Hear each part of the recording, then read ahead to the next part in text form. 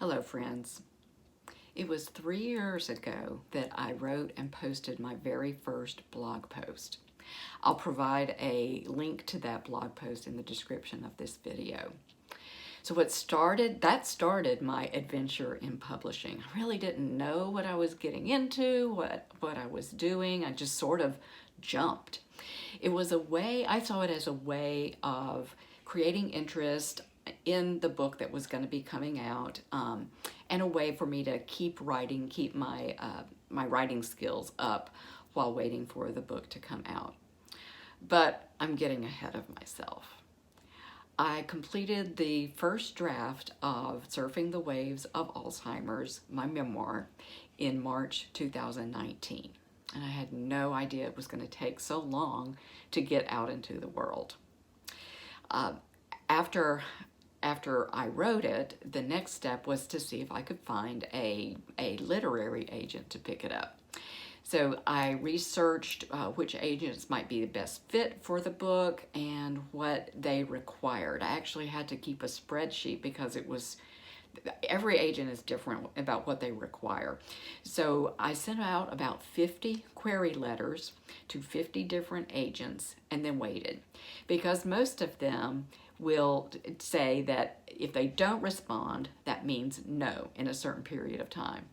But how difficult it really is it to click a button and send a standard rejection letter?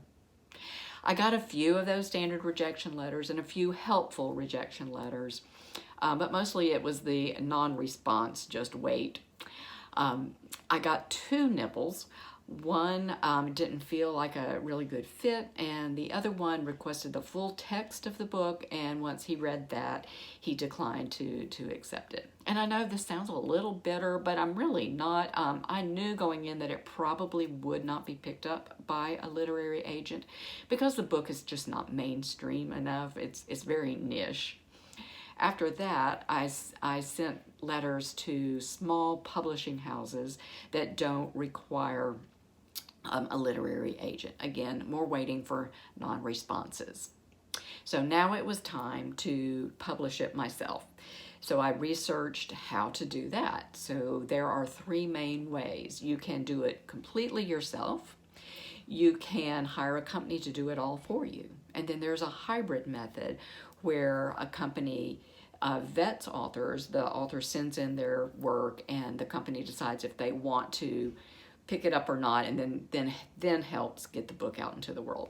Well, I decided to hire a company to do it all completely myself. After researching different ones, I settled on a company out of Seattle, Washington, Girl Friday Productions. And even though they did it all for me, they did the legwork, all the heavy lifting, I was still very, very involved in all of the steps. So these things were the things that needed to be done, and I'm probably missing a few, but needed final editing, cover design, interior book design, market research, marketing plan, getting the book registered with the Library of Congress, getting an ISBN number, and getting the book set up on Amazon.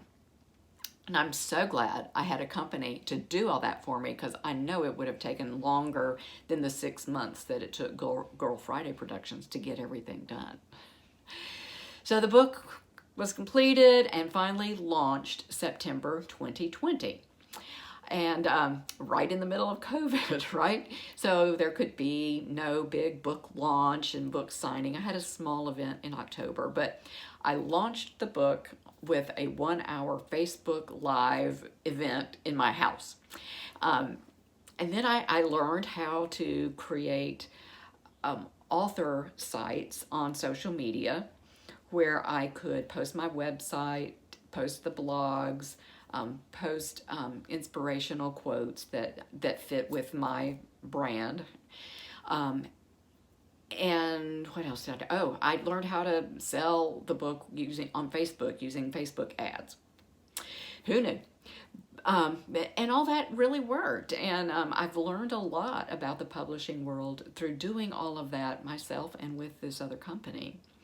But I think the best thing that came out of this foray into publishing was the opportunity to speak to to groups of caregivers who are giving care to persons living with dementia. So yes, the book has touched numerous lives. To date, I've sold 1,220 books, but when you add in the number of people that I have spoken to at in my speaking engagements, I'm truly humbled.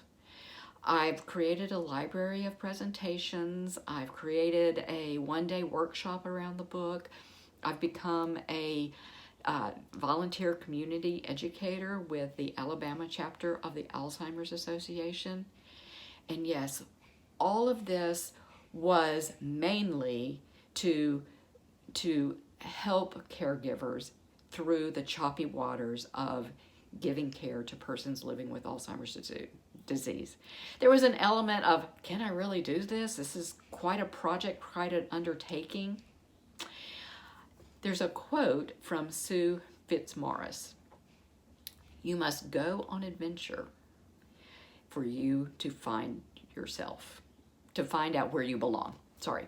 You must go on adventure to find out where you belong. And I guess, evidently, I belong in the publishing world. Thank you. Be well and keep your balance.